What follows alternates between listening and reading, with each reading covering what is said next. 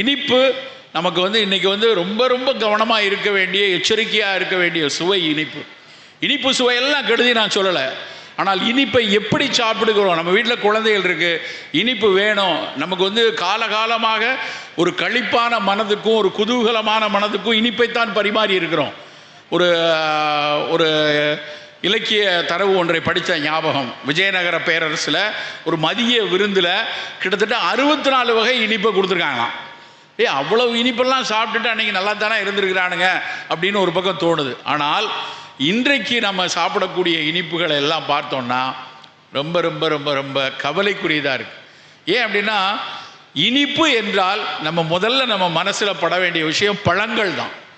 பழங்களிலிருந்து வரக்கூடிய இனிப்பையே நம்ம பிரதான இனிப்பாக வைத்துக் கொள்ளலாம். பிரித்து எடுக்கப்பட்ட இனிப்பு, அது வெள்ளை சர்க்கரையாக இருந்தாலும் நாட்டு சர்க்கரையாக இருந்தாலும் நமக்கு அதிகம் வேண்டாம். வெள்ளை சர்க்கரை வேண்டவே வேண்டாம். நாட்டு சர்க்கரையோ கருப்பட்டியோ தேனோ ஒரு விழா காலங்களில் குறைவாக பயன்படுத்தி கொள்ளலாம். அது ஒருவேளை சர்க்கரை வியாதி இல்லாதவர்களுக்கு தேனோ கருப்பட்டியோ சிக்கல் இல்லை. சர்க்கரை வியாதின்னு வந்துருச்சு அப்படின்னா நம்ம, சார் நான் ஒயிட் சுகர்லாம் சாப்பிட்றதில்ல, அதுக்கு பதிலாக கருப்பட்டி காப்பி குடிக்கிறேன் அப்படின்னு சொன்னால் அது ஒரு முட்டாள்தனம். அது கூடுதலாக சர்க்கரையை சேர்க்க தான் செய்யும். ஸோ இனிப்பில் ரொம்ப ரொம்ப ரொம்ப அக்கறையாக இருக்கணும். நம்ம விளம்பரங்களை எடுத்தால் ஸ்வீட் எடு கொண்டாடு அப்படிங்கிறான். உண்மையிலே ஸ்வீட் எடு திண்டாடுன்னு போடணும். இன்றைக்கி வரக்கூடிய பல வியாதிகளுக்கு மிக அடிப்படையான காரணம் இனிப்பு தான்.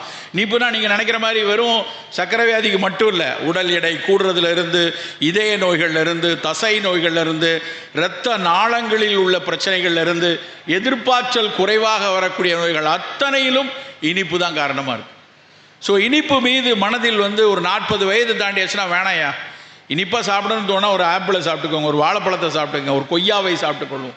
இனிப்பை குறைத்து கொள்ளணும், உப்பையும் குறைத்து கொள்ளணும்.